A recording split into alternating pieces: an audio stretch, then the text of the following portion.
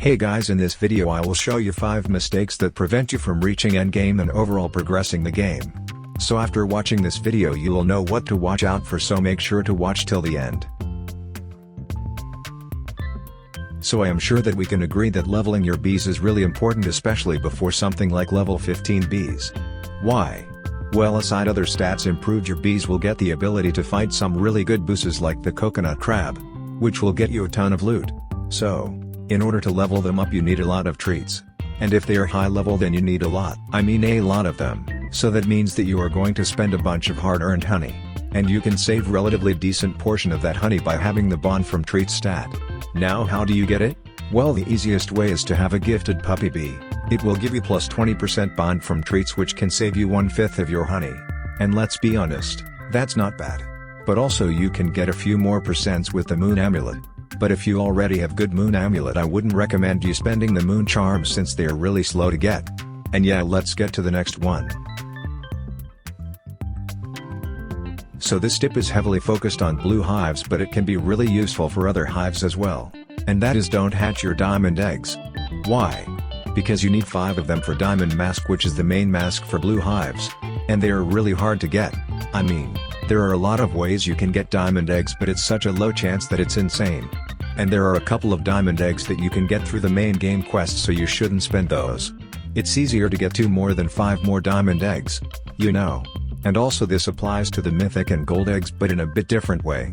You shouldn't hatch gold eggs because you won't get anything special, but if you donate it to the wind shrine it will give you such good wins for boosts.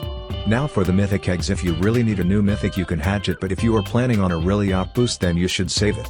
So after all, it all comes down to your plans, but I told you what I recommend. Now says an amulet that you can buy when you discover 40 different gifted bee types. Each time you buy it, it costs you 10 bee honey, which is pretty expensive. So before you start rolling them you gotta know what you're aiming for. It will give you stats and abilities which you can choose depending on your hive color. So which passives should you choose? So if you're a colorless hive I recommend you the Star Shower passive. But if you're a one color hive then you should be aiming for 2 passives in one SA.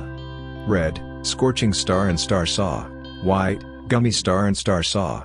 And blue, Pop Star and Star Shower / Gummy Star. You get a double passive SA in 150 SA, so you will need to spend a lot of honey, but at least you know what you're spending it on. And for stats just aim what feels best for your hive. Of course if you're a red hive you are aiming for plus red pollen. And so on. So don't sleep on the SA mistakes because they are really costly. Another thing that is preventing you from progressing the game is wasting your honey on royal jellies. In what sense? Well, if you're mid-game and you want to get a mythic bee, it will take you a lot of time and effort if you spend your honey to buy the royal jellies. You need to spend much more time to get a certain amount of royal jellies at the mid-game compared to the endgame. So, your focus should be on something more important like hive slots or star amulet, which will allow you to make more honey and only then get the mythic bees from RJ. So be smart with your honey. So if you do this, then this is probably the biggest mistake that is preventing you from getting a ton of honey and buying endgame stuff.